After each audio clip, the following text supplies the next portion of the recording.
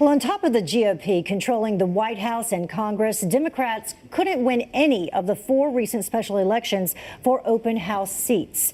And then there's an article in the Wall Street Journal that says that actually highlights a broader problem, that the Democrats have lost their hold on the middle class, pointing to a new poll asking Americans which party would do a better job of looking out for the middle class. And back in 1990, the Democratic average or advantage was 29 points, 47% to 18%.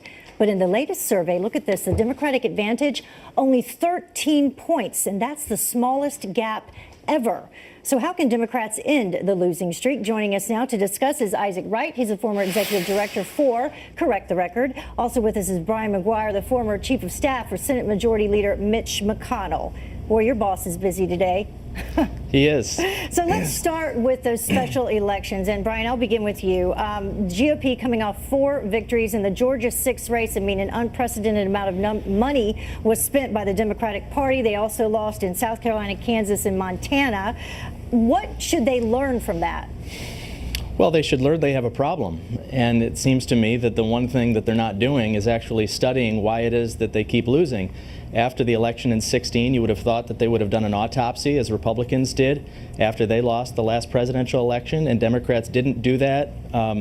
They've just simply joined the cheering section for the resist movement, and I think that's not really getting them very far. Isaac, an autopsy. They need to do that.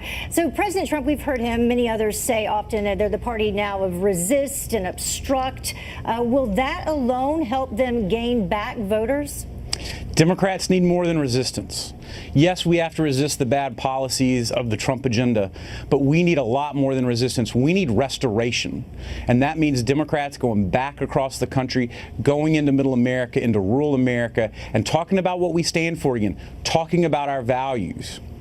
There was a Rasmussen poll recently that found that 58% of all likely voters say that the party actually needs new blood. So, Brian, do you think that they should begin there? Should Nancy Pelosi step aside? What should happen? Well, I think Nancy Pelosi has been very good to the Republican Party, so I think she's perfectly good where she is. But I do think it's a statement of the obvious that Nancy Pelosi and Chuck Schumer are not exactly images of the heartland, and that the voters the Democrats need to appeal to are not looking at Chuck Schumer and Nancy Pelosi as the kinds of people that speak to their needs. Isaac, what do you think? Well, I think it's an oversimplification of the problem. You know, I think it was Einstein, a fellow a lot smarter than I am, who used to say that the definition of insanity was trying the same thing over and over again and hoping for a different outcome. We need to be focused even less on the personalities than we do what's the plan. What are Democrats going to do differently going forward with their electoral strategy to get their message out, to get their values out than what they've done in the past, regardless of who's in the post of running that plan. Yeah. And that's what I think the greater concern for Democrats ahead is. I mean, the issues are on our side, right? I mean, honestly, you look at it, Democrats are right on the economy, we're right on the budget, we're right on the tax code, and we don't manage to get that message out because we talk about policy instead of agenda. We talk about the wonkish of the policy instead of why we believe what we believe, that we think the tax code should be as fair to working Americans as it is to rich Americans, that it should reward hard work as much as it rewards being born wealthy. Mentioning that, you know, hard work and middle America, there was another poll that broke the numbers apart even more, and it said only 33% in the Midwest think the party of they champion the middle class.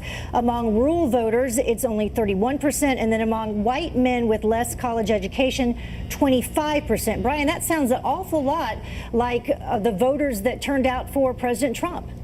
Yeah, if you look at the results from the election, there are about 650 counties that President Obama won twice, and that Donald Trump won a third of those counties. And then in the 2,200 counties that the president never won, Donald Trump won, Hillary Clinton won 6 of those. So there's zero crossover, and what I think the resist movement has to face up to is the fact that Donald Trump has a lot more crossover appeal than any of the Democratic candidates that they support. Yeah. Maybe quit relying on the Hollywood celebrities too.